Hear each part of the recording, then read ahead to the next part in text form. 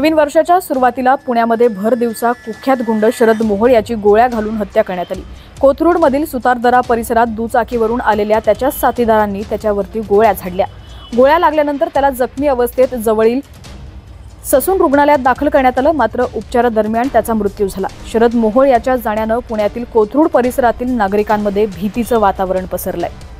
शरद मोहोळ याआधी टोळीचा मुख्य सूत्रधार संदीप मोहोळ याचीही भर दिवसा हत्या झाली होती। 2007 साली पुण्यातील पौड फाट्याजवळील गणपती मंदिरासमोर गाडीच्या काचा फोडून गोळ्या घालून हत्या केली होती। त्यावेळी शरद मोहोळ हा गाडी चालवत होता।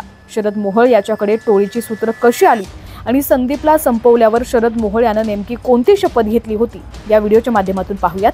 त्याआधी तुम्ही HPN मराठी न्यूज चॅनलला सबस्क्राइब केलं नसेल तर नक्की सबस्क्राइब करा आणि बेल आयकॉनवर क्लिक करून नोटिफिकेशन्स मिळवा।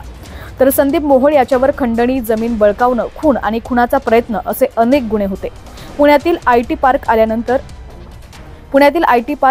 आलं त्यानंतर गुंठा मंत्री चर्चेत आले होते। त्यावेळी टोळी युद्धाला खऱ्या अर्थानं सुरुवात झाली होती। वर्चस्वाच्या लढाईसाठी आरोपींनी रक्ताची होळी खेळली।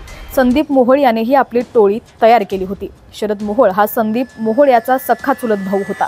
संदीप मोहोळ याला पुण्यात पौड फाटाजवळील सिग्नलवर हातोडीने त्याच्या गाडीच्या काचा फोडत त्याची गोळ्या झाडून हत्या करण्यात आली होती। संदीप मोहोळच्या हत्येनंतर शरद मोहोळ यानं मारणे टोळीला संपवण्याची शपथ घेतली होती। दरम्यान संदीप मोहोळ याला गणेश मारणे टोळीनं मारल्यावर गणेश मारणेला अटक झाली।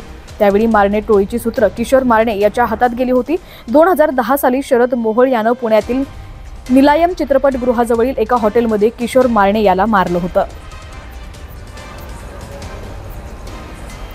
ज्यावेळी संदीप मोहोळला मारलं त्यावेळी शरद मोहोळ हा देखील गाडीतच होता आणि त्याच वेळी त्यानं हा कट रचला होता आणि त्यानंतरच तो